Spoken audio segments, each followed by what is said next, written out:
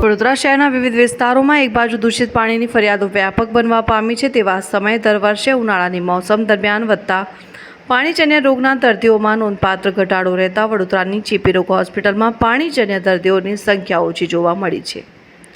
વડોદરા શહેરના અનેક વિસ્તારોમાં હાલમાં પીવાનું પાણી દૂષિત અને દુર્ગંધમય હોવાની ફરિયાદો ખૂબ વધી રહી છે. તેવા સમયે દર વર્ષે ઉનાળાની મોસમમાં અને ત્યારબાદ પાણીજન્ય રોગના દર્દીઓમાં વધારો જોવા મળ્યો છે, જેને કારણે વડોદરા શહેરના કારેલીબાગ વિસ્તારની ચેપી રોગ હોસ્પિટલમાં દર્દીઓને સારવાર માટે બેડની પણ અછત ઊભી થાય છે. તેવા સમયે આ વર્ષે ઉનાળાની મોસમનો અંત આવવાની તૈયારી હોવા છતાં પણ કોલેરા, કમળો તથા ટાઇફોઇડ સહિતના પાણીજન્ય રોગોના દર્દીઓમાં ઉછાળો જોવા મળી રહ્યો છે.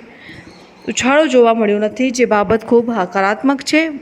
વડોદરાની કારેલીબાગ વિસ્તારમાં આવેલી ચેપી રોગ હોસ્પિટલના આરએમઓ ડૉક્ટર પ્રિતેશ શાહે વાતચીત દરમિયાન શક્યતા વ્યક્ત કરી હતી કે આ વર્ષે ઉનાળાની મોસમમાં પતવાના આરે હોવા છતાં પણ પાણીજન્ય રોગોના દર્દીઓમાં વધારો જોવા મળ્યો નથી, પરંતુ વરસાદની મોસમ દરમિયાન પાણીજન્ય રોગોના દર્દીઓમાં વધારો નોંધાઈ શકે છે.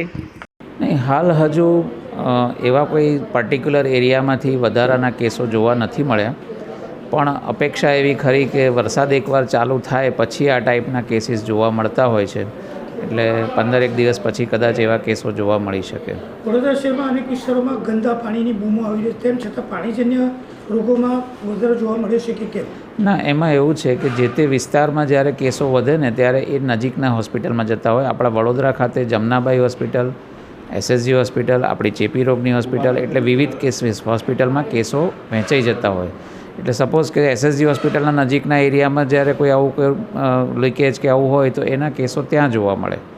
એટલે ઓવરઓલ આખું પિક્ચર માત્ર ને માત્ર કોર્પોરેશન જ કહી શકે. દર વર્ષે આ વર્ષે આપણી શું સરખામણી કેવી છે?